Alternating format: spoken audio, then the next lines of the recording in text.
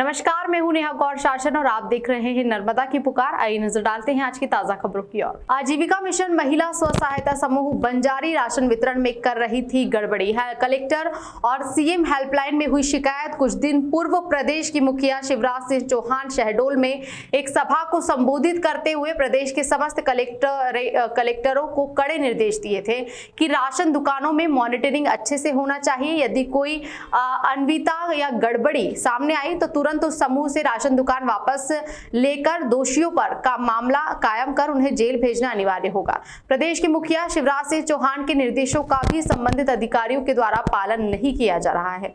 पूरा मामला इंदावाड़ी क्षेत्र के बंजारी राशन दुकान का है, जिसे आजीविका मिशन महिला स्व सहायता समूह के अध्यक्ष अनीता पाटिल संचालित कर रही हैं।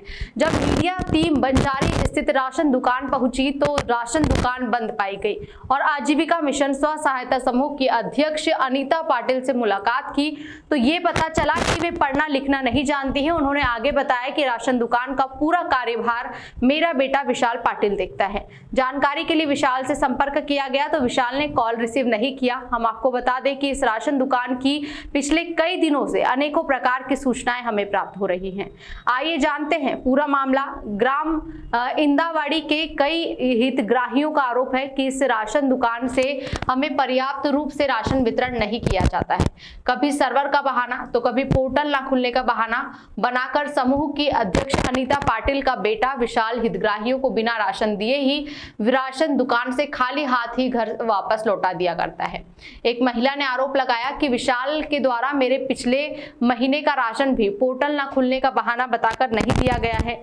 ऐसे कई गरीबों का हक मार रही हैं। आजीविका मिशन महिला स्व सहायता समूह जिस दिनांक से यहाँ दुकान संचालित हुई है उस समय से वर्तमान दिनांक तक का लेखा जोखा की यदि स्पष्ट जांच की जाए तो संबंधित विभाग के द्वारा तो ये यकीन मानिए अनेक अनियमितताएं और अनाज का गबन इस समूह पर सिद्ध हो जाएगा। गौरतलब है कि सिवनी मुख्यालय से 2 किलोमीटर दूर बोरदई की राशन दुकान में भी कई तरह की अनियमितताएं सामने आई हैं, जिस पर संबंधित अधिकारियों ने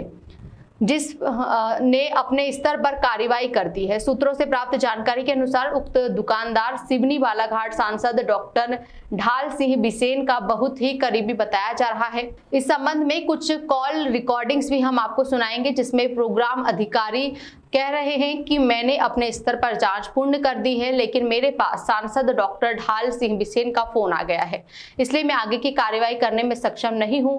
हमें ये अक्सर देखने को मिलता है कि राशन डीलर राशन कार्ड धारकों को उनके तय कोटे का अनाज देने में आनाकानी करते हैं, तो ऐसी स्थिति में राशन कार्ड धारकों को परेशानी का सामना करना पड़ता है, तो उनको पता भी नहीं होता कि वहां कहां और किसके पास शिकायत करें। अब देखना यहां है कि प्रशासन इस राशन दुकान पर किस तरह की कार्रवाई करता है। विगत दिनों ग्राम की ही कुछ महिलाएं इस राशन दुकान की शिकायत करने जन सुनवाई में कलेक्टर कक्ष पहुंची थी, जहां किसी भी विभाग का संबंधित अधिकारी जन सुनवाई में मौजूद नहीं था।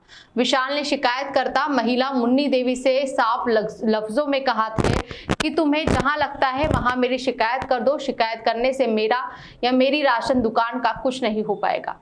कुछ दिन पूर्व ही प्रदेश के मुखिया शिवराज सिंह चौहान ने इसी तरह के मामले में एक सभा को संबोधित करते हुए आपूर्ति अधिकारी सहित कुछ कर्मचारियों को सस्पेंड भी किया था। शिवराज ने कहा है कि शिकायत आई है, उनका राशन उन्हें नहीं दिया गया है, उसमें एफआईआर हुई है। मैं साफ कह रहा हूं, गरीब का राशन जिसने खाया है उसको मैं किसी भी कीमत पर नहीं छोड़ूंगा।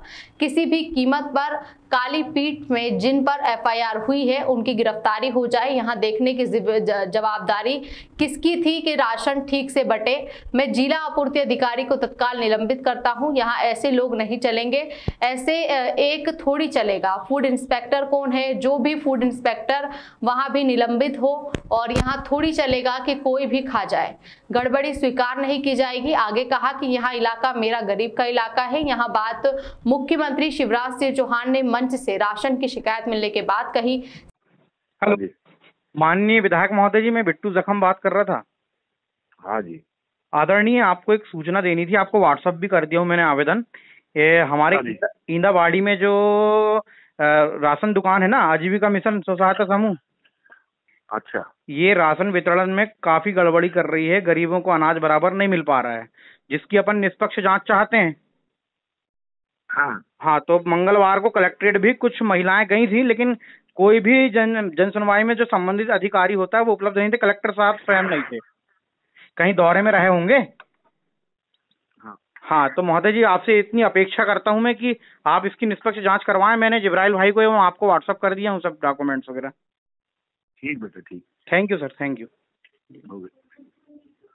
हेलो। हाँ हाँ बोलो। सर बोर्दी पंचायत से बोल रहा था। हाँ सर मैं ये पूछना चाह रहा था, ये हमारे यहाँ जो सोसाइटी आपने अभी पिछली बार मैंने कंप्लेंट किया था, हाँ इसका गल्ला वितरण क्यों नहीं हो रहा है सर? हो रहा है ना, अभी अभी तो खोला था उन्होंने 4-5 दिन पहले।